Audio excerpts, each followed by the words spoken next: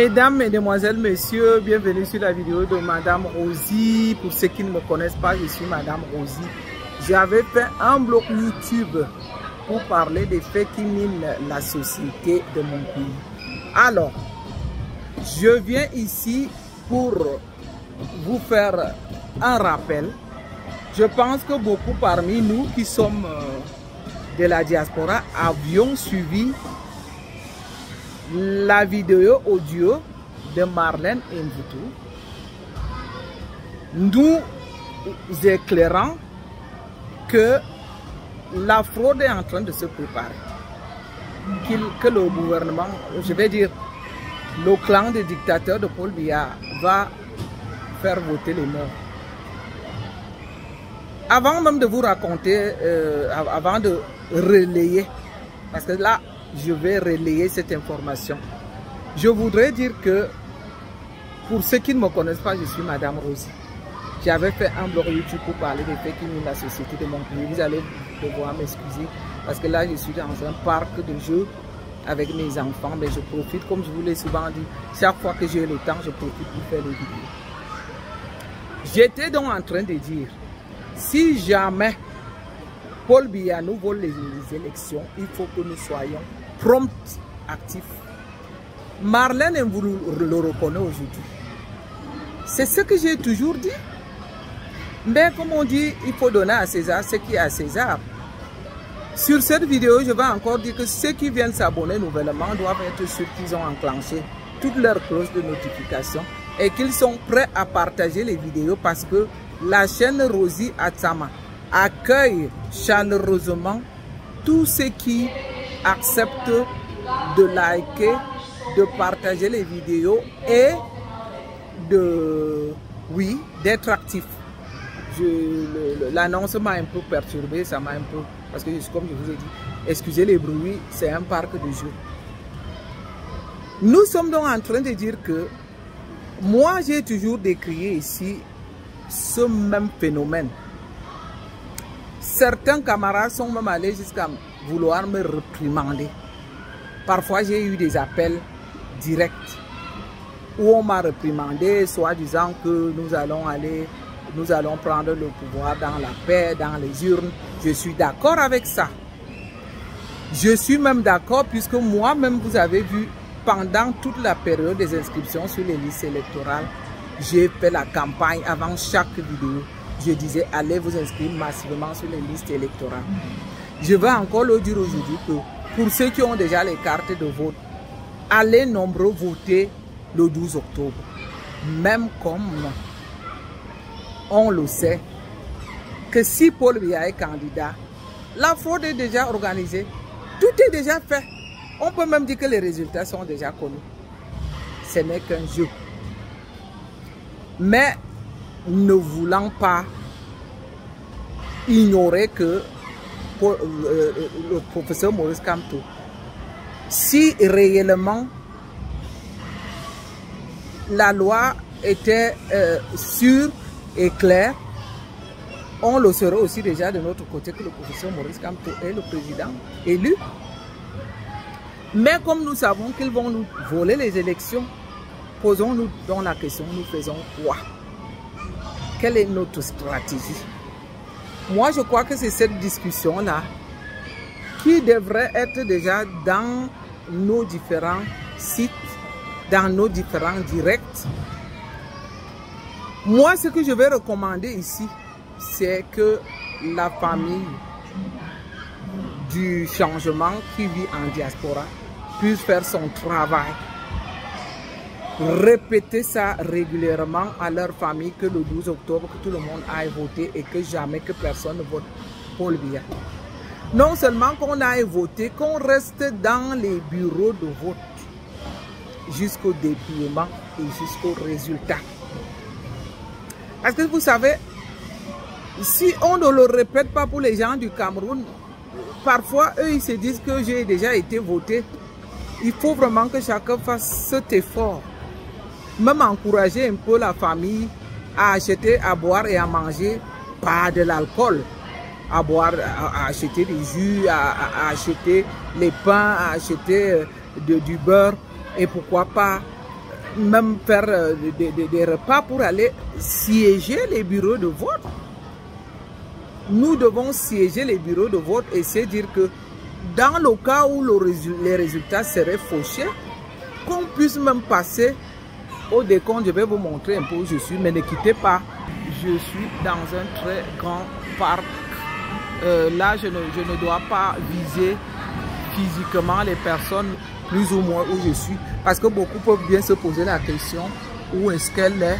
Donc, je suis en train donc de dire que nous soyons sûrs que le jour de vote, le peuple, si jamais les votes sont volés, je dis que le peuple soit prêt à la guerre comme à la guerre. Que le peuple soit prêt à protester sans casser, hein? Parce que si nous cassons notre pays, on aura du mal à le reconstruire. Déjà que le professeur Maurice Kamto, si nous arrivons à récupérer nos voix, aura du mal, mais nous allons le supporter, nous allons le soutenir. On s'était dit qu'on donnera tous les moyens qu'il faut. Nos économies, d'ailleurs, quelqu'un comme moi, c'est pas pour me vanter, pour ceux qui me connaissent, j'ai investi beaucoup dans ce pays. Et je suis prête encore à encourager le professeur Maurice Kamto à reconstruire ce pays qui a été pillé. Parce que vous voyez que pendant que nous on est là, pour vouloir le bien-être de tous les citoyens camerounais, on voit Brenda Biya qui vient nous narguer. Beaucoup me disent que c'est ma fille, bien sûr. Je n'ai jamais dit qu'elle n'était pas ma fille. Mais qu'est-ce que vous pensez donc? C'est comme je vous l'ai toujours dit. Pensez aux Camerounais misérables. Pensons à nos enfants qui meurent des maladies hydriques. Pensons à nos enfants qui veulent apprendre, qui n'ont pas de courant.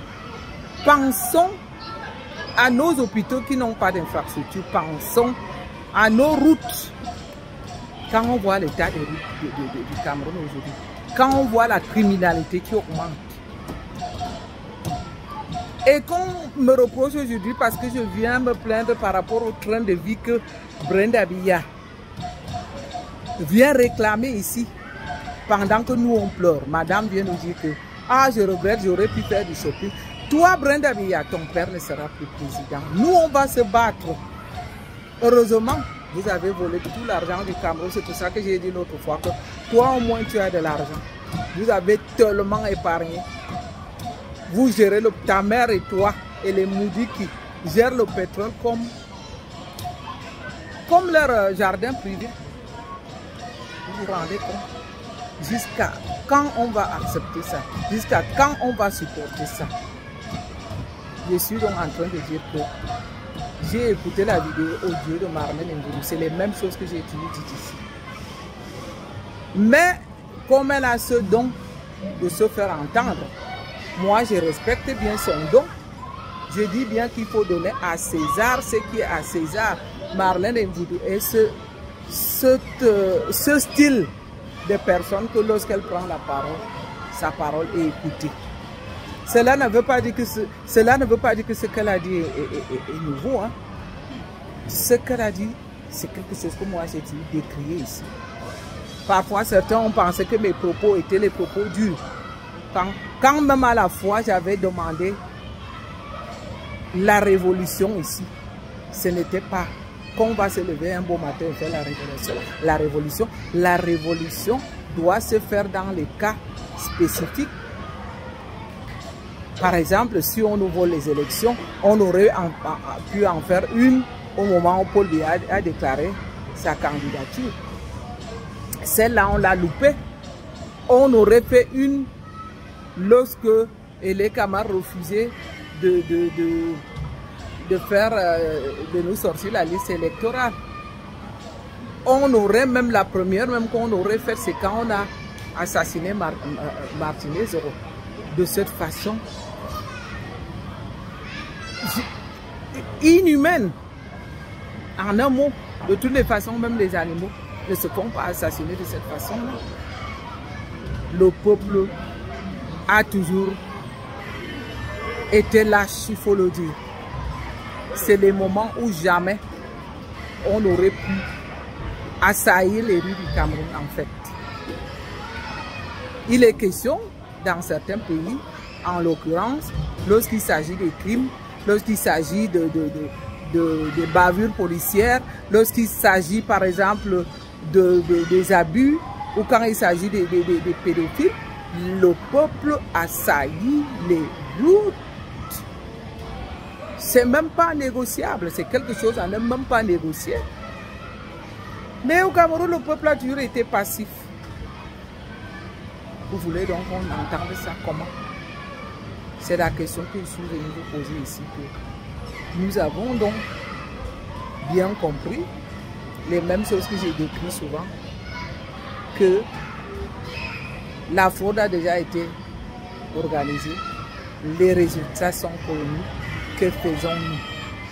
Sommes-nous donc prêts à se battre pour récupérer le vote du professeur Maurice Kamto?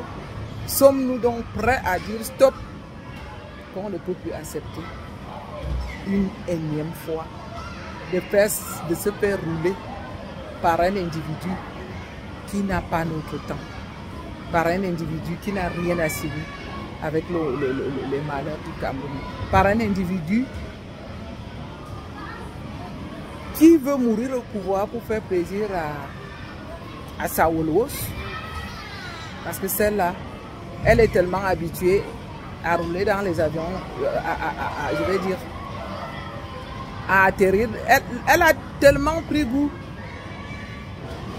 du pouvoir qu'aujourd'hui elle n'est plus prête à lâcher. Alors là, on ne peut plus, faut dire, on doit dire non à cela, absolument. Donc je compte sur mes nouveaux abonnés, pour les tout nouveaux. Je dis vaut mieux avoir très peu d'abonnés et avoir les abonnés actifs que d'avoir des abonnés de fait. À très bientôt, bye bye, partagez.